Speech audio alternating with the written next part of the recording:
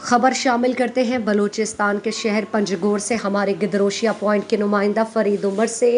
University of Makran کے طلباء کی آل پارٹیز شہری ایکشن کمیٹی اور civil society Panjgur, Jamaat Islami BSO پجار، حق دو تحریک اور پنجگور کے مختلف سیاسی، مذہبی، طلباء تنظیموں سمیت تمام سٹیک ہولڈرز جماعتوں کے ہمراہ پنجگور پریس کلب میں مشترکہ پریس کانفرنس کرتے ہوئے کہا کہ ہم پچھلے 40 دنوں سے یونیورسٹی آف مکران کی مکمل تالہ بندی کرتے ہوئے کرپٹ، متنازع اور بد کردار وائس چانسلر مالک ترین کے خلاف سراپا احتجاج ہے کہ یہ شخص جس کا ماضی داغدار ہے، جس کے اوپر بلوچستان یونیورسٹی کا اسکینڈل میں ملوث ہونے کے الزامات ہیں،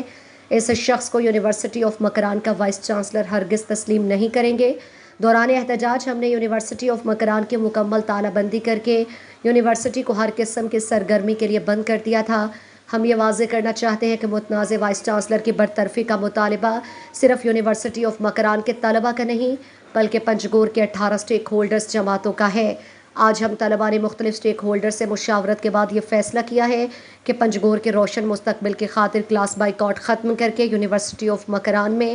10 اگست بروز پیر سے تدریسی عمل کا حصہ بنیں گے اور تعلیمی سرگرمیاں بحال ہوں گی۔ تاہم متنازع وائس چانسلر کے خلاف احتجاج شدت کے ساتھ جاری رہے گا اور یونیورسٹی آف مکران کے طلباء و طالبات یونیورسٹی کے احاطے میں کیمپ لگا کر علامتی احتجاج پر بیٹھیں گے۔ طلباء نے مزید کہا کہ اس دوران عبدالمالک ترین نے یونیورسٹی آف مکران میں آنے کی کوشش کی تو اس صورتحال میں ہم فوراً یونیورسٹی کی مکمل تالہ بندی کریں گے۔